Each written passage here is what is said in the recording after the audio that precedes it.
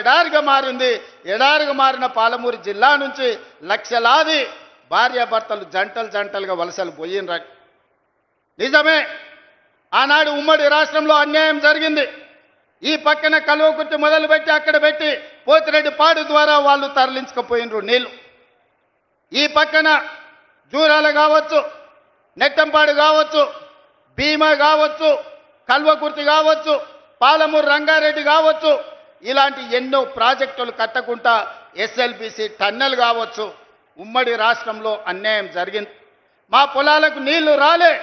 మా ఎండిపోతున్న పొలాలను చూసి మా కళ్ళల్లో నీళ్లు దారగట్టినాయి. అందుకే కదా నాడు నీ కండగా నిలబడి ఈ పాలమూరు జిల్లా మొత్తం జై తెలంగాణ అని నీ పార్టీని గెలిపిస్తే 10 సంవత్సరాలు ముఖ్యమంత్రిగా ఉన్న చంద్రశేఖరరావు గారు, నేను నిన్ను సూటిగా అడుగుతున్న నా గడ్డ మీద నుంచి నా పాలమూరు రంగారెడ్డి ఎత్తిపోతల 10 ఏళ్లలో ఎందుకు పూర్తి చేయలే? నా కల్వకుర్తి ఏమైంది? నా నెట్టంపాడు ఏమైంది? నా భీమా ఏమైంది? నా కోయిల్ సాగర్ ఏమైంది? నా జూరాల ఏమైంది? ఇవాళ నా జిల్లాల ఉన్న ప్రాజెక్టులను ఉమ్మడి రాష్ట్రంలో జరిగిన అన్యాయం కంటే నువ్వు ముఖ్యమంత్రిగా ఉండి మేము ఎంపిక చేసి పార్లమెంట్ గెలిపిస్తే మాకు ద్రోహం చేసింది, మా గుండెల మీద తన్నింది నువ్వు కాదా అని నేను ఈ గడ్డ మీద నుంచి అడుగుతున్నా. 10 సంవత్సరాలు 20 లక్షల కోట్లు ఖర్చు పెట్టిన చంద్రశేఖరరావు ఒక 20-25 వేల కోట్లు ఖర్చు పెట్టినుంటే 20 లక్షల ఎకరాలు పాలమూరు జిల్లాలో మా భూములకు నీళ్లు వస్తుండే కదా. కాళేశ్వరం మీద 1,00,000 కోట్లు ఒకే ఒక్క ప్రాజెక్టుకు మా అక్కలు వినాలి, మీ పిల్లలకి చెప్పాలి. కాళేశ్వరం ప్రాజెక్టు కడతా అని కేవలం ఒక్క ప్రాజెక్టు కోసం 1,00,000 కోట్ల రూపాయలు ఖర్చు పెట్టిండు. కట్టుడు 2019, కూలుడు 2023. ఎవడైనా సన్నాసోడు చిన్న గుడిసేసుకున్న 10 ఏళ్ళు ఉండేటట్టు వేసుకుంటాడు. 1,00,000 కోట్లు పెట్టి కట్టిన కాళేశ్వరం 3 ఏళ్ల కూలేశ్వరం అయి కూలిపోయింది. ఆ ఏళ్ళ మేం కట్టిన నాగార్జున సాగర్ చూడు, ఆ ఏళ్ళ మేం కట్టిన శ్రీశైలం చూడు, ఆ ఏళ్ళ మేం కట్టిన జూరాల ప్రాజెక్టు చూడు. జూరాల ప్రాజెక్టు మన డ్యామ్ దెబ్బతిన్నది అనంటే నువ్వు ఏమి పని చేయకపోతే పేపర్లో వస్తే నిమిషాల మీద మా శ్రీహరిని మా ఉత్తమ్ కుమార్ రెడ్డిని పంపించి కొత్త రోడ్ వేయడానికి 120 కోట్ల రూపాయలు అప్పటికప్పుడు నేను మంజూరు చేసిన. ఎట్లా చేయగలిగినా మీ బిడ్డను ఉన్నా కాబట్టి నా జిల్లాకు చేయాలి, అన్యాయం జరుగుతుంటే చూసుకుంటూ ఊరుకోను అని అప్పటికప్పుడు ఇచ్చిన. ఇవాళ 10 ఏళ్ళు నువ్వు పూర్తి చేయని ప్రాజెక్టులు, 10 ఏళ్ళు నువ్వు పడా పెట్టిన ప్రాజెక్టులు. అందుకే దామోదర రాజనరసింహ గారికి ఉత్తమ్ కుమార్ రెడ్డి గారికి చెప్పిన, మా అనిరుద్ధ్ రెడ్డి అడిగితే ఈరోజు అన్ని ప్రాజెక్టులకు సంబంధించి పాలమూరు రంగారెడ్డి ఎత్తిపోతల, Kalwakurthy project, Bhima project, Koil Sagar project, Nettempadu project, ఈరోజు ప్రతి ప్రాజెక్టు మహబూబ్ నగర్ జిల్లాలో ఉన్న అన్ని సాగునీటి ప్రాజెక్టుల భూ సేకరణకు ఎన్ని వందల కోట్లైనా ఈ సంవత్సరం డిసెంబర్ 9 తారీఖు లోపల మొత్తం భూ నిర్వాసితులకు వాళ్ళందరికీ నష్టపరిహారం ఇచ్చి భూమి సేకరించి రాబోయే 2 ఏళ్ల ప్రాజెక్టులు పూర్తి చేయడానికి ప్రణాళికలు సిద్ధం చేసినాం. అందుకోసం నీ కడుపు మండి కళ్ళల్లో నీళ్ళు వచ్చి నీకు దుఃఖం వచ్చిందా చంద్రశేఖరరావు గారు? మా పాలమూరు బాగుపడుతుంటే, ఎడారిగా మారిన మా పాలమూరు పచ్చగా మారుతుంటే, కృష్ణానది జలాలు మా పొలాల్లో పారుతుంటే నువ్వు ఎందుకంత విషం పెట్టుకొని ఈరోజు విషం జిమ్మాలని మా మీద పగబట్టి పనిచేస్తున్నావు అని నేను అడుగుతున్నా. వెనకటికి ఎవడో దొంగలకు సద్దులు మోసిందంట. ఇవాళ శ్రీనివాస్ గౌడ్, నిరంజన్ రెడ్డి ఆ దొంగకు సద్దులు మోసే పని చేస్తున్నారు. సిగ్గుండాలి వాళ్ళు ఇద్దరికి. ఇవాళ జిల్లాలో జరుగుతున్న అభివృద్ధిని 75 ఏళ్ల తర్వాత ఆనాడు మొట్టమొదటి హైదరాబాద్ రాష్ట్రానికి ముఖ్యమంత్రిగా పాలమూరు బిడ్డ బూరుగుల రామకృష్ణారావు అయ్యిండు.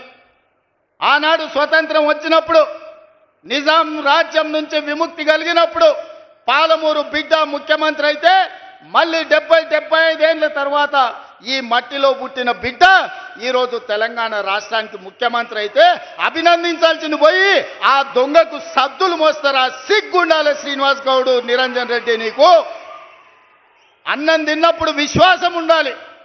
ఈ గడ్డ అన్నం పెట్టింది, ఈ ప్రాంత ప్రజలు మీకు అధికారం ఇచ్చారు.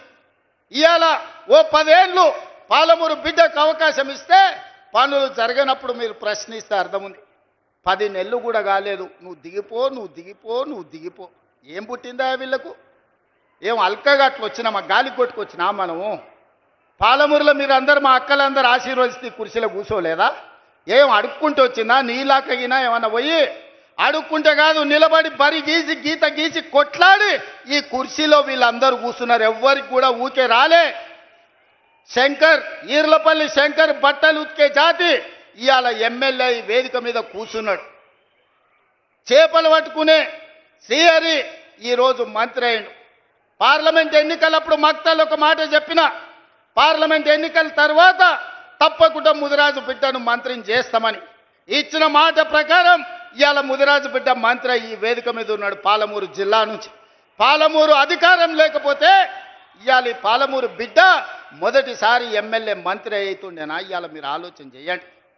ఇవాళ ఈర్లపల్లి శంకర్ ఎమ్మెల్యే వేదిక మీద ఉంటుండేనా? మీరు ఒకసారి ఆలోచన చేయండి.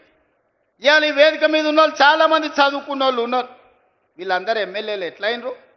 ప్రజాపాలన కాంగ్రెస్ పార్టీ మీ ఆశీర్వాదంతో అయ్యినరు. అందుకే ఇవాళ వాళ్ళు అంటున్నారు ఎవరికి ఏమి జరగలేదని. నేను చెప్పదలుచుకున్న 5 నిమిషాలు. ఇవాళ రైతులను తీసుకుందాం. రైతులకు 24 గంటల ఉచిత కరెంటు వస్తుందా లేదా సోదరులారా? మీరు చెప్పండి గుండెల మీద చేసుకొని. కాంగ్రెస్ వస్తే కరెంటు ఉండదన్నాడు కేసీఆర్. ఇవాళ వ్యవసాయ పొలాలల్లా ఇవాళ కరెంటు మేము ఇస్తున్నాం. 18 నెలల ఉచిత కరెంటు ఎవరు మొదలుపెట్టిండ్రా? ఆనాడు 2004 ఎల్పీ స్టేడియంలో రాజశేఖర్ రెడ్డి గారు మొట్టమొదటి సంతకం శిలా శాసనంగా సోనియా గాంధీ గారి సమక్షంలో ఆనాడు రైతులకు ఉచిత కరెంటు ఇస్తామని చెప్పి సంతకం పెట్టి 1300 కోట్ల రూపాయల బిల్లులు, అక్రమ కేసులు రైతుల మీద ఉంటే అన్నిటిని రద్దు చేసింది కాంగ్రెస్ పార్టీ కాదా? ఉచిత కరెంట్ అంటేనే కాంగ్రెస్ అంటేనే ఉచిత కరెంటు. ప్రజలకు ఇచ్చింది మేము, కొనసాగించింది మీరు. తాతకు దగ్గు నేర్పినట్టు కాంగ్రెస్ వాళ్ళకు ఉచిత కరెంటు గురించి చంద్రశేఖరరావు చెప్పనిక పోతాడు. ఇవాళ ఉచిత కరెంటు అమలు జరుగుతుంది కదా. ఆనాడు మీరు ఒరేసుకుంటే ఉరి అన్నారు. ఒరేసుకుంటే చివరి గింజ వరకు కొంటాం, చివరి గింజ వరకు గిట్టుబాటు ధర ఇవ్వడమే కాదు 500 రూపాయల బోనస్ ఇస్తామని ఇవాళ కృష్ణారావు గారు చెప్పినట్టు ఎకరకి 25 క్వింటాలు 30 క్వింటాలు వండిస్తే 500 లెక్క కట్టి దాదాపు 15,000 రూపాయల బోనస్ ఇవాళ రైతుల ఖాతాలో వేస్తున్నాం. ఈ దేశంలోనే ఒక్క సంవత్సరంలో 2,85,00,000 మెట్రిక్ టన్నులు ఇవాళ ఒట్లు పండించి దేశంలోనే నెంబర్ 1 వరి పండించడంలో తెలంగాణ ఉంటే 500 రూపాయల బోనస్ ఇచ్చి ఇవాళ మేము కొనుక్కుంటున్నాం. ఇవాళ రైతు బీమా, రైతు రుణమాఫీ 2 లక్షల రూపాయల రుణమాఫీ చేస్తామని చెప్పి ఎన్నికల తర్వాత 25,55,968 కుటుంబాలకు 21,000 కోట్ల రూపాయల 2 లక్షల రూపాయల రుణమాఫీ మొదటి సంవత్సరంలోనే చేసి చూపించిన ఘనత కాంగ్రెస్ పార్టీ. నువ్వు లక్షిస్తాను 4 విడతలను, 4 విడతల సంగతి దేవుడు ఎరుగు. అసలు కంటే మిత్తి ఎక్కువై నెత్తి మీద అప్పై చేతుల సిప్పు వచ్చింది రైతులకు. నువ్వు ఇచ్చిన 1,00,000 రూపాయల రుణమాఫీ 4 తెరలుగా మారింది. రెండోసారి అదే మోసం చేసినావు. నువ్వు 2 సార్లు కలిపి 10 ఏళ్లల్లా నువ్వు ఇచ్చింది లెక్క కడితే మిత్తి ఓను 16,000 కోట్ల రూపాయలు ఇస్తే మొదటి సంవత్సరంలోనే 21,000 కోట్ల రూపాయలు రైతుల ఖాతా వేసి రైతుల రుణం తీరడమే కాదు, రైతుల రుణం మేము తీర్చుకున్నాం. రైతులు బ్యాంకుకు రుణం తీర్చుకుంటే కాంగ్రెస్ పార్టీ ప్రజా పాలన రైతులు ఆశీర్వదించినందుకు వాళ్ళ రుణం మేము తీర్చుకున్నాం. నిన్నగాక మొన్న లెక్కగట్టి 9 రోజుల్లో రైతు భరోసా పథకం కింద 9,000 కోట్ల రూపాయలు ఎతికి మరి ప్రతి ఒక్కరి ఖాతాల 9 రోజుల్లో 9,000 కోట్ల రూపాయలు ఈరోజు రైతు భరోసా పథకం కింద రైతులకు ఇచ్చింది మేము కాదా? ఇవాళ పామాయిల్ వేస్తే ప్రోత్సహించింది మేము కాదా? ఇవాళ రైతులను ఆదుకుంటున్న ప్రభుత్వం మాది కాదా? ఇవాళ ఏ రైతు కష్టాలలో ఉన్నా ఆ రైతులను ఆదుకునే ప్రయత్నం మా ప్రభుత్వం చేస్తలేదా? ఇవాళ మూలన తండాలలో, గూడాలలో, మారుమూల పల్లెల్లో ఉన్న రైతుల సమస్యలు పరిష్కరించడానికి నిరంతరం మా ఎమ్మెల్యేలు, మా మంత్రులు, మా ప్రభుత్వ యంత్రాంగం ఈరోజు ప్రజలకి వెళ్ళి రైతులను ఆదుకునే ప్రయత్నం చేస్తున్నాం. చంద్రశేఖరరావు ఫామ్ హౌస్లో వండుకొని నువ్వు వండించిన ఒట్లు 4,200కు కావేరీ సీడ్స్కి అమ్ముకోవడం కాదు, ఇవాళ 500 రూపాయల బోనస్ ఇచ్చి రైతులు పేదలు పండించిన వడ్లు నేను కొంటున్నా, కావాలంటే కల్లాలకు రా. మా అక్కలు నిర్వహిస్తున్న ఐకేపీ కేంద్రాలకు 8000 ఐకేపీ కేంద్రాలు ఇవాళ మా ఆడబిడ్డలు మా అక్కలు పెట్టి రైతులు పండించిన పంటలు ఈరోజు మేము కొనుగోలు చేస్తున్నాం. ఇవాళ తెలంగాణ రైతాంగం సంతోషంగా ఉండి ఉచిత కరెంటు వచ్చి ప్రాజెక్టులు ఒకటొకటిగా కొలిక్కి తెస్తూ వాళ్ళు పండించిన పంట కొంటూ రైతు రుణమాఫీ చేసి రైతు భరోసా వాళ్ళ ఖాతాలలో వేస్తుంటే రైతులు సంతోషంగా ఉంటే మీ కడుపు మంటతోని మీకు కళ్ళల్లో దుఃఖం వచ్చింది, నీళ్లు గారినాయి. మీ దుఃఖానికి కారణం రైతులు సంతోషంగా ఉండడమే తప్ప ఇంకొక కారణం కాదు. అదేవిధంగా మహిళలు మా అక్కలీడు ఉన్నారు, ఆలోచన చేయాలి. మా ఆడబిడ్డలు చాలామంది చదువుకున్నారు, పెళ్ళై అత్తగారింటికి వచ్చినందుకు గ్రామాలలో ఉంటున్నారు. వాళ్ళు ఆలోచన చేయాలి. 2014 నుంచి 2019 వరకు ఒక్క మహిళనన్న మంత్రి ఉండే నా చంద్రశేఖరరావు మంత్రివర్గం లెక్క ఒక్క మంత్రి కూడా ఇయ్యలే. 5 ఏళ్ళు మంత్రి లేని మంత్రివర్గం ఈ దేశంలో స్వతంత్రం వచ్చినప్పటి నుంచి ఏదైనా దుర్మార్గమైన ప్రభుత్వం ఉన్నదంటే అది చంద్రశేఖరరావు ప్రభుత్వం. ఆడపిల్లలంటే వంటింటి కుందేళ్ళే, ఇంట్లో వండి పెట్టాలి, ఇంటి ఆయనకు బట్టలు ఉతికి పెట్టాలనే ఆలోచన చంద్రశేఖర్ రావుది. అది పాపిష్టి ఆలోచన.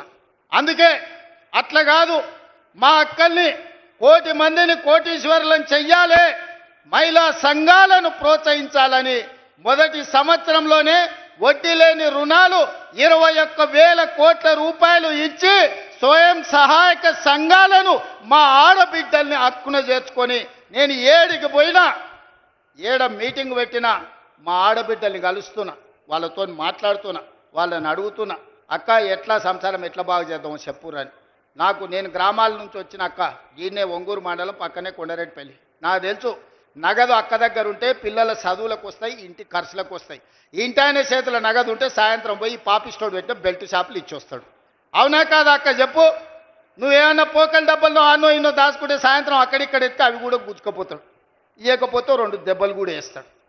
ఆయన తెచ్చిన బెల్ట్ షాపులు అట్లుంటే నేను మా అక్కల చేతుల పెత్తనం పెట్టి పాఠశాలల పిల్లలకు బట్టలు కుట్టించేది కాంట్రాక్టర్లకు ఇచ్చి ఆయన కమిషన్లు కొట్టేస్తుంటే మా అక్కలకిచ్చి 1,30,00,000 జతల బట్టలు బడికి పోయే పిల్లలకు కుట్టించి 75 రూపాయలు కుట్టుగూళ్ళు ఇచ్చి ఆ మిషన్లు మా అక్కల చేతికి ఇచ్చిన.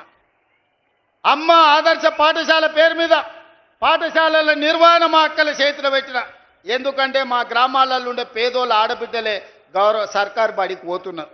ఆ సర్కారు బడి ఎవరో అధికారి నిర్వహిస్తే